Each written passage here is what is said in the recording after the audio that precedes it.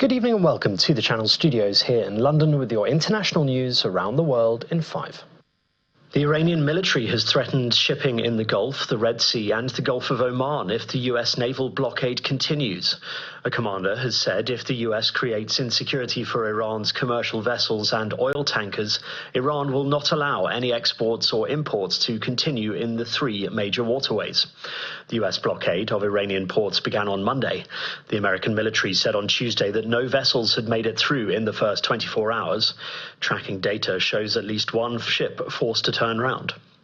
Fighting between Israeli forces and the Iran-backed Lebanese group Hezbollah has continued after Israel and Lebanon held direct talks in Washington aimed at easing the conflict. On Wednesday, Israeli strikes hit 2 vehicles on the coastal highway south of Beirut, outside Hezbollah's traditional strongholds. Videos from one scene showed a burnt-out van with first responders working to extinguish the flames and recover human remains. There was no immediate comment from the Israeli military.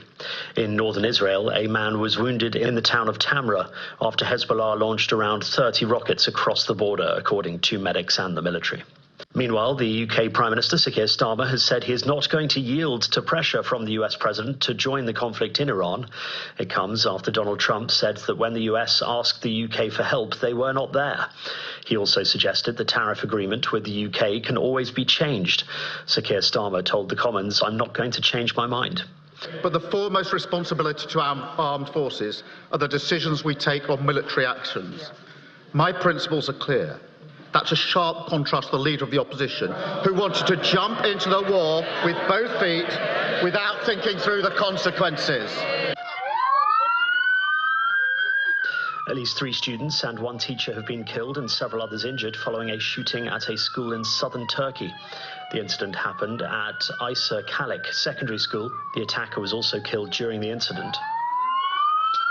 It comes a day after 16 people were injured after an ex-student opened fire at another school, also in the south of the country, before killing himself.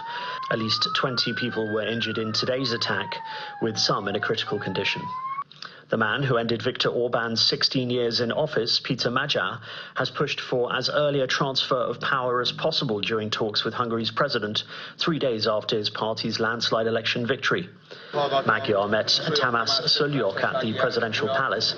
Telling reporters afterwards he wanted the first meeting of the new National Assembly to be held on the 4th of May, the day that official election results are expected. Szőlők, writing on social media, said he told Magyar he would convene Parliament at the earliest possible date after the final result is announced. American live streamer Johnny Somali, who caused outrage in South Korea by kissing a statue representing World War II sex slaves, has been sentenced to 6 months in jail. Seoul authorities charged him for public nuisance in November 2024 after he posted a clip of himself kissing the statue while visiting South Korea. He has been banned from leaving the country since then. The 25-year-old, whose real name is Ismail Ramzi Khalid, is known for his provocative content, which has led to him being banned from several streaming platforms. US rapper Kanye West has announced the postponement of a forthcoming concert in Marseille in France until further notice.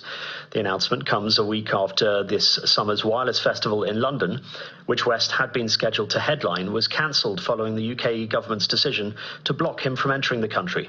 French media reported that their interior minister was looking to ban the 11th of June gig. For the past several years, West has caused outrage for a string of anti-Semitic, racist and pro-Nazi comments. And CCTV footage has shown the moment a high school principal tackled an active shooter in Oklahoma. The suspected gunman, Victor Hawkins, walked into Pauls Valley High School and fired shots during the incident on the 7th of April. Principal Kirk Moore is then seen charging towards the former student and tackling him before another staff member arrives and removes the gun from his hand. Principal Moore was shot in the leg during the incident, but has since been released from hospital. And that's your international news around the world in 5. Now back to the Channel Studios in Lagos.